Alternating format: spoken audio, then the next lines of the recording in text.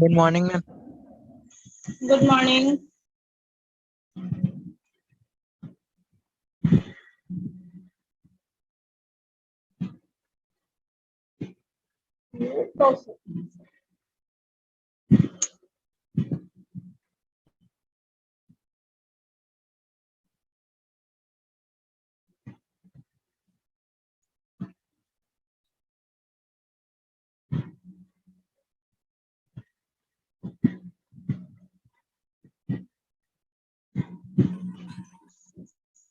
Good morning, students.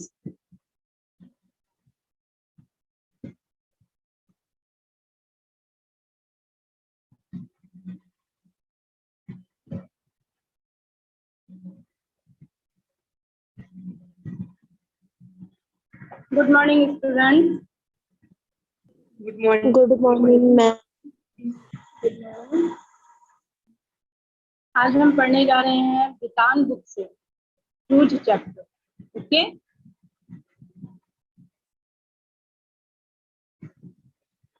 तो सबसे पहले हम लेखक परिचय को जान लेते हैं। इसके लेखक हैं आनंद यादव। जूझ चैप्टर के लेखक हैं आनंद यादव, और आनंद यादव का पूरा नाम आनंद रतन यादव था। वे मराठी भाषा के विख्यात साहित्यकार थे। इनका जन्म 30 नवंबर सन 1935 को कागल, कोल्हापुर, महाराष्ट्र में हुआ था। इनकी प्रमुख कृतियां कादम्बरी व झाबी है। इन्होंने अपनी शिक्षा कोल्हापुर व पुणे में पूरी की। सन 1990 में इन्हें साहित्य अकादमी पुरस्कार से सम्मानित किया गया। इनकी मृत्यु 27 नवंबर 2016 को पुणे में हुई। पाठ का परिचय है कि जूझ कहानी एक ग्रामीण किसान के शिक्षा प्राप्ति के लिए लालायित पुत्र के संघर्ष की झांकी है, जिसमें गरीब किसानों की पीड़ा, कृषि कार्य में पूरे परिवार की कर्मठता का वर्णन है। कहानी का प्रमुख पात्र आनंदा की पाठशाला जाने की लगन ने उसे पढ़ाई के साथ साथ कृषि के कार्य में सामंजस्य बिठाना सिखा दिया। आप देखते हैं पाठ का सारांश।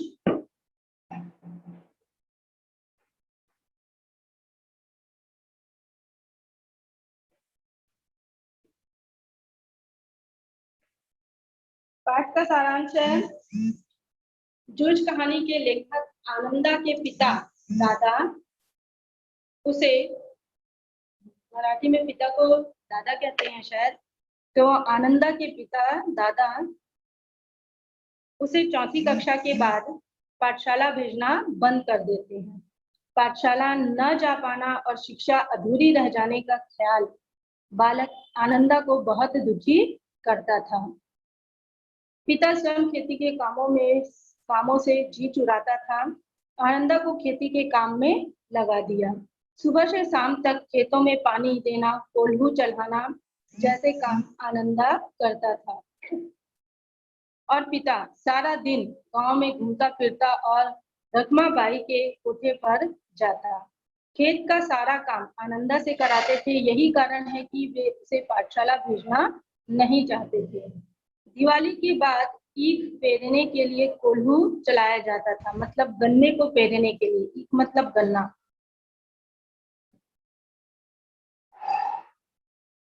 ईख पेरने के लिए कोल्हू चलाया जाता था, किंतु इस वर्ष दादा की समझ में ईख की अच्छी खासी कीमत मिल जाती। देर तक खड़ी रहने वाली ईख के रस में पानी की मात्रा कम होती है और रस गाढ़ा हो जाता है, जिसके कारण ज्यादा गुड़ निकलता है। लेकिन दादा की समझ में गुड़ ज्यादा निकलने की अपेक्षा भात ज्यादा मिलना चाहिए, इसलिए आनंदा के घर कोल्हू पहले शुरू होता था। आनंदा की माँ चाहती थी कि उसका पुत्र 7वीं तक पढ़ ले। दादा गुस्सैल स्वभाव के थे, अतः वह डरती थी। धूप के कंडे थाप रही माँ से आनंदा ने अपने पढ़ने की बात छेड़ दी। माँ ने कहा, अब तू ही बता, मैं क्या करूं। पढ़ने लिखने की बात में उसका पिता बरहेला सुअर की तरह गुर्राता था। बरहेला सुअर मतलब जो घूमते हुए सुअर रहते हैं ना और जबरदस्ती गुर्राते हैं, उसी तरह से। आनंदा ने दत्ता जी राव सरकार से पढ़ने के बारे में बात करने को कहा। माँ बेटे की तड़पन समझती थी, अतः रात को आनंदा और उसकी माँ दत्ता जी राव देसाई के यहाँ गए। माँ ने दीवार के सहारे बैठकर दत्ता जी राव से सब कुछ कह दिया। वे इस बात से सहमत हो गए। माँ ने उन्हें बताया कि दादा खेती के काम में हाथ नहीं लगाता है, सारे गांव भर आजादी के साथ घूमने को मिलता रहे, इसलिए उसका पढ़ना बंद कर खेती में जोत दिया। देसाई बोले, आने दे अब उसे, मैं उसे सुनाता हूँ कि नहीं, अच्छी तरह देख। उठते उठते आनंदा ने कहा कि जनवरी के महीना में कक्षा में जाकर बैठ जाए और पढ़ाई की दोहराई कर ले तो 2 महीने में 5वीं की सारी तैयारी हो जाएगी। दत्ता जी राव ने कहा, अब तुम दोनों घर जाओ, जब वह आ जाए तो मेरे पास भेज देना। दादा ने घर आने पर दादा के घर आने पर माँ ने कहा, साग भाजी देने देसाई सरकार के यहाँ गई थी तो उन्होंने कहा कि बहुत दिनों से तेरा मालिक दिखाई नहीं दिया है, खेत से आ जाने पर जरा इधर भेज देना। देसाई के बाड़े का बुलावा सम्मान की बात थी, अतः दादा तुरंत चल पड़ा। आधे घंटे बाद माँ ने आनंदा को यह कहकर भेज दिया कि माँ खाना खाने के लिए बुला रही है। दत्ता जी राव देसाई ने लेखक से पूछा कि कौन सी कक्षा में पढ़ता है रे तू। आनंदा ने कहा, 5वीं में पढ़ता था, अब पर अब स्कूल नहीं जाता क्योंकि दादा ने मना कर दिया, खेतों में पानी लगाने वाला कोई नहीं था। देसाई ने पूछा, क्यों रतनाप्पा। दादा ने कहा, हाँ जी, देसाई सरकार ने दादा को फटकार लगाई। लुगाई और बच्चों को काम में जोतकर किस तरह खुद गांव भर में खुले सांड की तरह घूमता है और अब अपनी मस्ती के लिए किस तरह छोरा के जीवन की बलि चढ़ा रहा है। और आनंदा से कहा, तू कल से पाठशाला जा, यदि ये मना कर दे तो तू मेरे पास आना, मैं तुझे पढ़ाऊंगा। दादा ने अपने बचाव में लेखक की गलत आदतों का हवाला देते हुए अपनी सफाई दी। मैंने कब मना किया है जी, कभी कंडे बेचता, कभी चारा बेचता, सिनेमा देखता, कभी खेलने जाता, खेती और घर के काम में इसका बिल्कुल ध्यान नहीं है। देसाई ने कहा, क्यों रे छोकरे। आनंदा ने अपने उत्तर में देसाई को संतुष्ट किया। दत्ता जी ने पूछा, नापास नहीं हुआ है कभी। लेखक ने कहा, नहीं जी, पाठशाला जाना ही बंद करा दिया, इससे परीक्षा में नहीं बैठा हूँ। देसाई ने आनंदा को पाठशाला जाने का आदेश देकर दादा से भी उसे पाठशाला भेजने के लिए हामी भरवाई। खाना खाते वक्त दादा ने आनंदा से वचन लिया कि पाठशाला 11 बजे होती है, 11 बजे तक पानी देना, खेत से सीधे पाठशाला पहुंचना, छुट्टी होते ही सीधे खेत आकर घंटा भर ढोर चराना और कभी खेतों में ज्यादा काम हुआ तो पाठशाला में गैरहाजिरी लगाना, समझे, मंजूर है का। लेखक 5वीं कक्षा में जाकर बैठने लगा। कक्षा के 2 लड़कों को छोड़कर सभी अपरिचित थे। कक्षा के लड़के उससे कम उम्र के थे, फिर भी सब उसे परेशान करते थे। शरारती लड़कों ने लेखक का मजाक बनाया, उसका गमछा छीनकर मास्टर की मेज पर रख दिया, बीच की छुट्टी में उसकी धोती खोल दी। आनंदा घबराने लगा और उदास रहता। माँ ने एक नई टोपी और चड्डी मंगवा दिया। अब लेखक चड्डी पहनकर जाने लगा। गणित के अध्यापक शरारती लड़कों की पिटाई करते थे, अतः कक्षा में शरारत कम होने लगी। कक्षा के बसंत पाटिल नाम का लड़का शांत स्वभाव का होशियार था। मास्टर ने उसे कक्षा का मॉनिटर बना दिया। लेखक भी बसंत पाटिल की तरह पढ़ने लगा। जल्दी ही वह गणित में होशियार हो गया। दोनों मित्र बन गए। शिक्षक लेखक को आनंदा कहते। अब आनंदा का मन पाठशाला में लगने लगा। मराठी पढ़ाने के लिए मास्टर सौंदलगेकर थे, जो कविता बड़े धुन में पढ़ाते थे। मधुर कंठ, छंद व रसिकता के कारण उनका कविता पढ़ाना अच्छा लगता था। उन्हें अंग्रेजी और मराठी की कविताएं कंठस्थ थी। कविता पढ़ाते पढ़ाते वे भाव बोध से अभिनय भी करते थे, स्वयं कविता भी रचते थे। आनंदा उनसे प्रभावित हो गया। आनंदा खेतों पर पानी लगाते या ढोर चराते समय वह मास्टर जी की तरह कविताएं गाता और थुई थुई करके नाचने लगता। उसे अनुभव हुआ कि अन्य कविताएं भी इसी तरह पढ़ी जा सकती है। अतः जिस काम को करते वक्त उसे अकेलापन लगता था, अब वह समाप्त हो गया। उसे एकांत अच्छा लगने लगा। वह अभिनय के साथ कविता गाने लगा। मास्टर सौंदलगेकर को उसका गाना अच्छा लगा। पाठशाला के एक समारोह में उसे गवाया गया। मास्टर के पास मराठी के काव्य संग्रह थे। मास्टर कवियों के संस्मरण भी सुनाते थे। अतः आनंदा को कवि आदमी लगने लगा। आनंदा को विश्वास हो गया कि कवि भी उसकी तरह ही आड़ मास का व क्रोध लोभ का मनुष्य होता है। उसे लगने लगा कि वह स्वयं भी कविता लिख सकता है। मास्टर ने दरवाजे पर लगी हुई मालती के बेल पर कविता लिखी।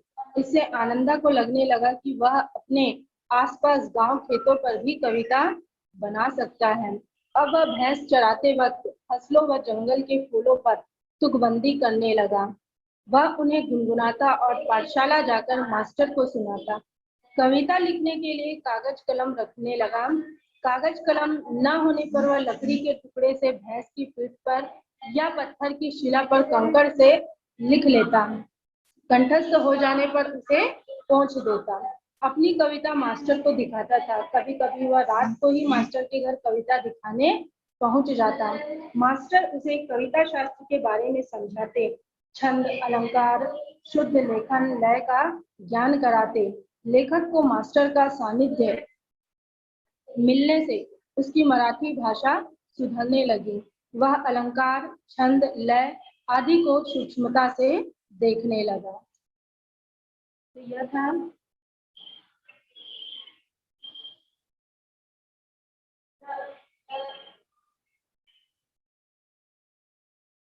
आपका पाठ का सारांश जो मैंने अभी बताया। चलिए हम चैप्टर पढ़ना स्टार्ट करते हैं। बितान बुक से आपको दिख रहा होगा जूझ चैप्टर, आनंद यादव।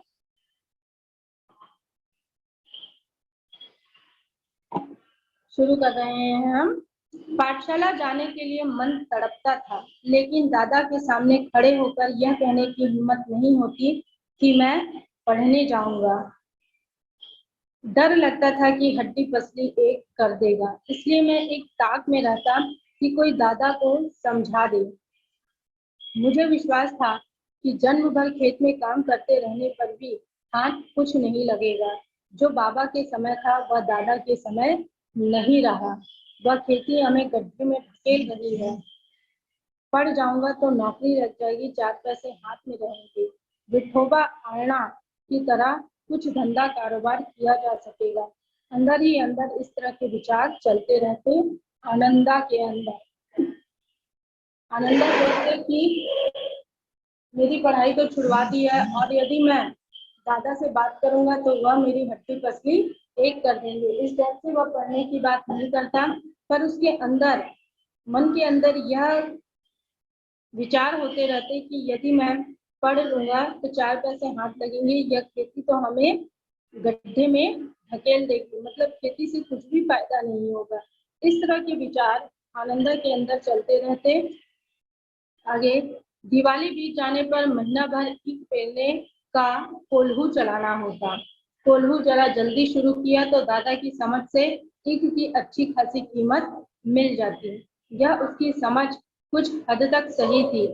जब चारों ओर कोल्हू चलने लगते तो बाजार में गुड़ की बहुतायत हो जाती और भाव नीचे उतर आते। उस समय नंबर 1 और नंबर 2 का गुड़ बहुत आता और हमारे जैसे खेतों पर ही बनाए गए नंबर 3 के गुड़ को कौन पूछता। आनंदा की सोच थी कि दिवाली बीत जाने के बाद गन्ने की फसल अच्छी हो जाती थी और गन्ने की फसल को कोल्हू के द्वारा पेरा जाता था और उससे गुड़ बनता था। और आनंदा के जो पिता थे उनकी यह सोच थी कि यदि जल्दी गुड़ बनाया जाए तो उसकी अच्छी खासी कीमत मिल जाती।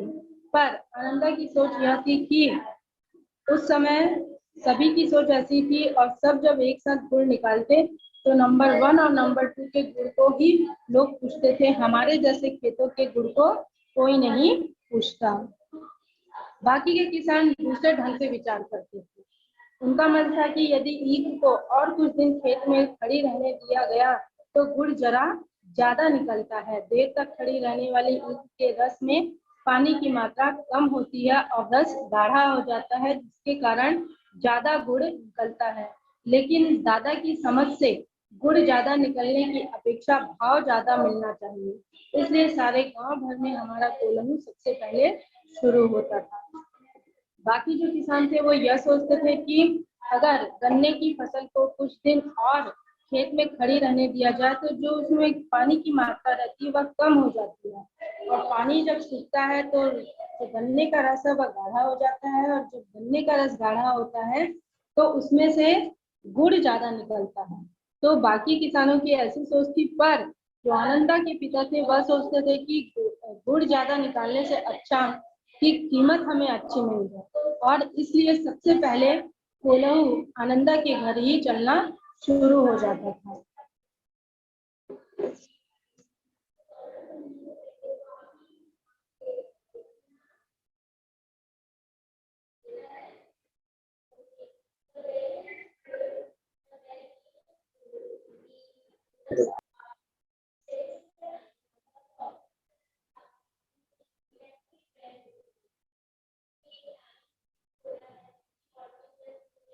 फिर आगे देखते हैं। इसी कारण वह इस वर्ष भी शुरू हुआ और उससे जल्दी निपट गए, आगे के काम में लग गए। सभी जन धूप में लेटे हुए थे। माँ धूप में कंडे छाप रही थी, मैं बाल्टी में पानी भर भर कर उसे दे रहा था। कुछ न कुछ बातचीत भी कर रहे थे। हम दोनों ही थे, इसलिए यह सोचकर कि बात माँ से कहनी चाहिए, और मैंने अपने पढ़ने की बात छेड़ दी। माँ ने कहा, अब तू ही बता मैं क्या करूं। पढ़ने लिखने की बात की तो वह बरगीला सुअर की तरह घुर्राता है। तुझे मालूम है, माँ के मन में जंगली सुअर बहुत गहराई में बैठा हुआ है। अब मला खेती के सभी काम बीत गए हैं, मेरे लिए अब कुछ तो करना नहीं रह गया है, इसलिए कहता हूँ तू दत्ता जी राव सरकार से मेरे पढ़ने के बारे में कह। आज ही रात को उनके यहाँ चलेंगे, मैं चलूंगा तेरे साथ। अब तू उन्हें सब कुछ समझाकर बता दे तो वे दादा को ठीक तरह से समझा सकेंगे। जो हमारे लेखक हैं आनंदा, उनको पढ़ने का बहुत मन था और चौथी के बाद उनकी पढ़ाई छूट गई थी। तो वह जब काम घोड़े को निकालने का काम खत्म हो जाता है, उसके बाद फ्री हो जाते हैं, तब एक दिन उसकी माँ कंडे को छाप रही थी। तो बाल्टी में पानी भर भर कर ला कर देते हैं और कहते हैं, माँ अब पढ़ने की बात है, मुझे अब पढ़ना है। तो कहता है कि माँ तू ही बता मैं क्या करूँ। तो उसकी माँ बोलती है, तू मुझे बता कि मैं क्या करूँ। अगर तेरे दादा से बात करती हूँ, तेरे पिताजी से, तो वह बरगेला सुअर की तरह गुर्राता है, और मुझे मालूम है कि जंगली सुअर बहुत गहराई में बैठा हुआ होता है। इस तरह से उसकी माँ कहती है। तब आनंदा लेखक कहते हैं कि तू कुछ मत कर, तू जो दत्ता जी राव सरकार है उनसे मेरे पढ़ने की बात है, और मैं तुझे वहां लेकर चलूंगा, और आज रात को ही हम वहां चलेंगे। तू उन्हें सब कुछ समझाकर बता देना, तो वो दादा को ठीक तरह से समझा देंगे। इस तरह से दोनों में बातचीत होती है। इसके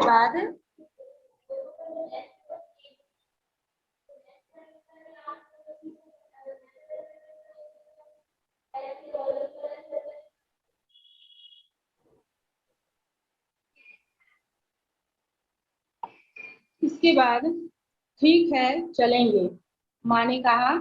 हाँ तो की, लेकिन अंदर से माँ के स्वर में उदासी थी।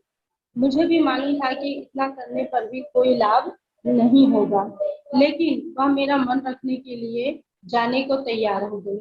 मेरी तड़पन वह समझती थी। 7वीं तक पढ़ाने की उसके मन में तैयारी थी, लेकिन दादा के आगे उसका बस नहीं चलता था। रात को मैं और माँ दत्ता जी राव देसाई के यहाँ गए। माँ ने दीवार के सहारे बैठकर दत्ता जी राव से सब कुछ कह दिया। वे भी इस बात से सहमत हो गए। माँ ने यह भी बताया कि दादा सारे दिन बाजार में रखमाबाई के पास गुजार देता है, खेती के काम में हाथ नहीं लगाता है।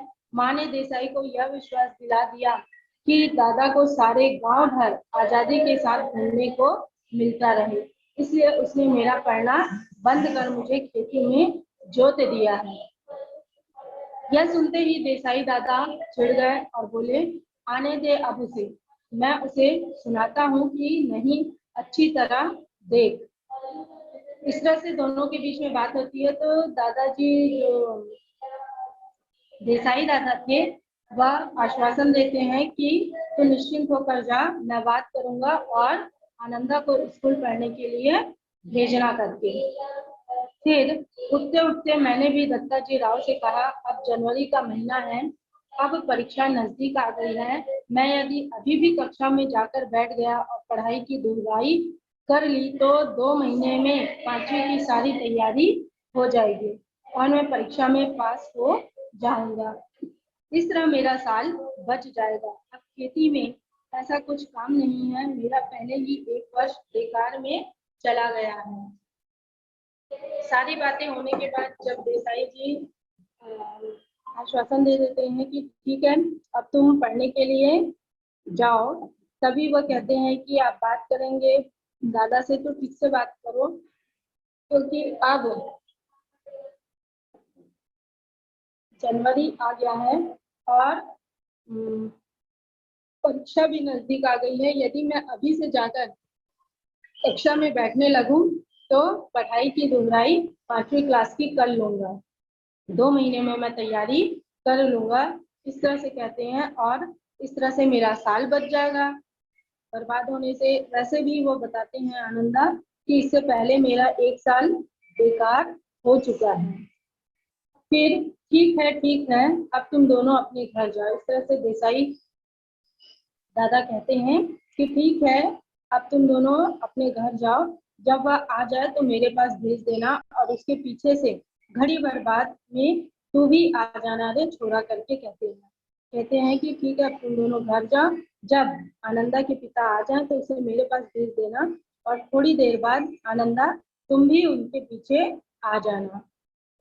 जी, कहकर हम खड़े हो गए। उठते उठते हमने यह भी कहा कि हमने यहाँ आकर ये सभी बातें कही हैं, यह मत बता देना, नहीं तो हम दोनों की खैर नहीं है। माँ अकेली साग भाजी देने आई थी, यह बता देंगे तो अच्छा होगा। और जाते जाते आनंदा जी कहते हैं कि आप, हम यहाँ आए थे आपसे पढ़ाई की बात करने, यह बात नहीं बताना और आप कह देना कि माँ साग भाजी देने के लिए आई थी करके। फिर देसाई जी कहते हैं ठीक है, मुझे जो करना है मैं करूंगा। देख, उसके सामने ही तुझसे कुछ पूछूंगा तो निडर होकर साफ साफ उत्तर देना, डरना मत। इस तरह से आनंदा जी कहते हैं कि मैं जो कुछ भी उसके सामने पूछूंगा तो तू निडर होकर उत्तर देना, फिर मैं आगे देखता हूँ क्या करना है। इस तरह से आनंदा जी सरकार कहते हैं। और फिर नहीं जी, मैं माँ के साथ लौट आया। 1 घंटा रात बीते, दादा घर पर आया, मैं घर में ही था। आते ही दादा ने माँ ने दादा से कहा, साग भाजी देने देसाई सरकार के यहाँ गई थी तो उन्होंने कहा कि बहुत दिनों से तेरा मालिक दिखाई नहीं दिया है, खेत से आ जाने पर जरा इधर भेज देना, कुछ काम वाम था। दादा ने अधीरता से पूछा, मुझे तो कुछ बताया नहीं उन्होंने। माँ ने कहा कि मुझे तो कुछ नहीं बताया है, मैं हो आता हूँ, तब तक तू रोटियां सेक ले, गड़प्पा आए तो उसे खेतों पर भेज देना पहले ही। दादा तुरंत उठ खड़ा हुआ। देसाई के बाड़ी का बुलावा दादा के लिए सम्मान की बात थी। आधा घंटा बीतने पर माँ ने मुझसे कहा कि अब तू जा, कहना जी मैंने बुलाया है, जिम ने बुलाया है। अच्छा, मैं पहुंचा तो सरकार मेरी राह देख रहे थे। क्यों आया रे छोरे, दादा को बुलाने आया हूँ, अभी खाना नहीं खाया है, बैठ बैठ थोड़ी देर। दादाजी कहते हैं, देसाई जी कहते हैं, बैठ बैठ थोड़ी देर, अभी तो आया है वह मेरे पास। जी, मैं बैठ गया। धीरे धीरे दत्ताजी राव पूछने लगे, कौन सी में पढ़ता है रे तू? तो मैंने कहा कि जी मैं 5वीं में था, किंतु अब नहीं जाता हूँ। क्यों रे? दादा ने मना कर दिया है, खेतों में पानी लगाने वाला कोई नहीं है। क्यों रतनप्पा? हाँ जी। फिर तू क्या करता है? सरकार ने दादा से जिना करना शुरू किया तो सारा इतिहास बाहर निकल आया। सरकार ने दादा पर खूब गुस्सा किया, उन्होंने दादा की खूब हजामत बनाई। इस तरह से देसाई जी के प्रश्न पूछने पर आनंदा लेखक जी उनको सारे सच्चाई बताते हैं और उनके पिता की भी सच्चाई सामने आ जाती है। फिर कहते हैं कि देसाई के खेत को छोड़ देने के बाद दादा का ध्यान किसी काम की तरफ नहीं रहा। मन लगाकर वह खेत में श्रम नहीं करता है, फसल में लागत नहीं लगाता है, लुगाई और बच्चों को काम में जोतकर किस तरह खुद गांव भर में खुले सांड की तरह घूमता है और अब अपनी मस्ती के लिए किस तरह छोरा के जीवन की बलि चढ़ा रहा है, यह सब उन्होंने सुनाया। इस तरह से देसाई जी ने दादा को डांटा। दादा के हर एक तर्क को दत्ताजी राव ने काट दिया और मुझसे कहा, सवेरे से तू पाठशाला जाता रहे, कुछ भी हो पूरी फीस भर दे उस मास्टर की और मन लगाकर पढ़ाई कर और किसी भी तरह साल नहीं मारा जाए, इसका ध्यान रख। यदि इसने तुझे पढ़ने नहीं भेजा तो सीधा चला आ इधर, सुबह शाम जो हो सके वह काम कर यहाँ और पाठशाला जाते रहना, मैं पढ़ाऊंगा तुझे। इसके पास जरा ज्यादा बच्चे हो गए हैं, इससे तुम्हारे साथ कुत्तों की तरह बर्ताव करता है। इस तरह से देसाई जी ने लेखक से कहा और उनको डांट लगाई। लेखक के पिता को, दादा को भी डांट लगाई कि अगर यह तुझे स्कूल भेजने के लिए मना करता है तो तू सीधे मेरे पास आना, तुझे जो काम मन पड़े सुबह शाम करना और स्कूल जाना। इस तरह से देसाई जी ने आनंदा लेखक को आश्वासन देते हैं। फिर लेखक के पिता कहते हैं, मैंने कब मना किया है जी, इसको जरा गलत सलत आदत पड़ गई थी, इससे पाठशाला से निकालकर जरा नजरों के सामने रख लिया। कैसी आदत है? चाहे जैसी, यहाँ वहाँ कुछ भी करता है, कभी अंडे बेचता, कभी चारा बेचता, सिनेमा देखता, कभी खेलने जाता, खेती और घर के काम में इसका बिल्कुल ध्यान नहीं। दादा ने मेरे ऊपर अचानक हल्ला बोल दिया। लेखक कहते हैं कि दादा ने अचानक मेरे ऊपर हल्ला बोल दिया। फिर देसाई जी ने कहा, क्यों रे छोकरे? तब लेखक कहते हैं, नहीं जी, कभी एक बार मेले में पटा पर पैसे लगा दिए थे।